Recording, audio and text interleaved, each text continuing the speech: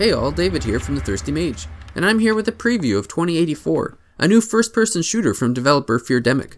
As with these early release games, I tend to do more of a preview than a review, since the full game can change quite a bit during the early access period.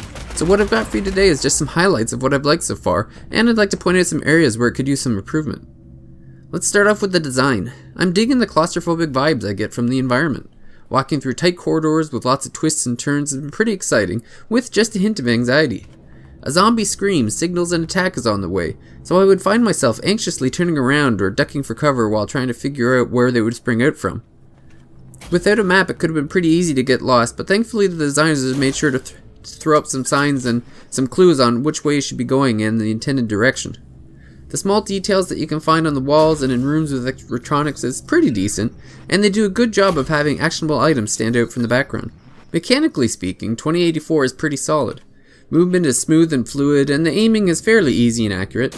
I don't think I ever needed to use the boost while inside a corridor, but I definitely used it outside in the open areas when I had a whole bunch of bad guys running at me. One of the key features of 2084 though is actioning an item is completed by hacking it with your weapon. I like the concept of hacking, but the current implementation of it I think is just a little lacking. Once a hack has been triggered, it's a simple exercise of completing the keystrokes in a set amount of time.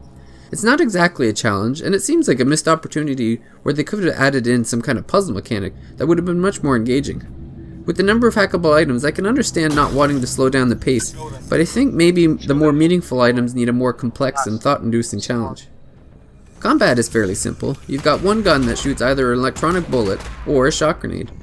The enemies aren't all that difficult to defeat, especially the slow-moving variety, and for the most part you have plenty of time to eye up a headshot and let her rip. If your preference is to shoot a whole lot of bad guys, there is an endless mode included, but to me that mode doesn't have a whole lot of appeal. The campaign mode is where I like to spend my time, and I'm hoping they add in some variables into either the weapons or making some different enemy types. We were warned going in that as an early access title we could expect some bugs, but for the first couple hours I haven't really ran into many obvious ones. I think they have a neat idea here, and I'm looking forward to following the fine-tuning to see what 2084 will eventually turn into. I think my takeaway here is that they have a solid base to work with, and I'm hoping that some attention will be focused on making the hacking mechanics and the combat much more complex and unique.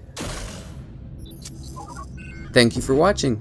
If you enjoyed the video, please like and subscribe below. You can also check out our website, www.thethirstymage.com, or you can follow us on Twitter under the handle TheThirstyMage.